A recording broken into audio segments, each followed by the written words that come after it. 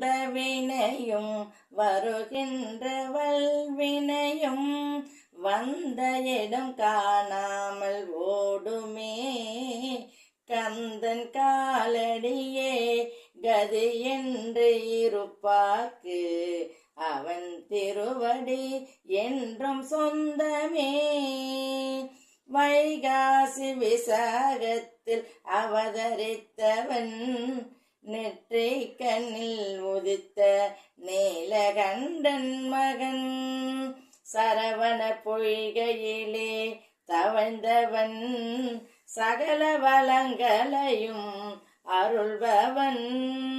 குமரா என்றால் குறை தீர்ப்பான் குன்றேறி வந்து அருள் கொடுப்பான். குமரா என்றால் குறை தீர்ப்பான் குன்றேறி வந்து அருள் கொடுப்பான். திருப்புகழ் பாட மகிழ்ந்திருப்பான் முத்தமிழ் வடிவாக அவன் இருப்பான்.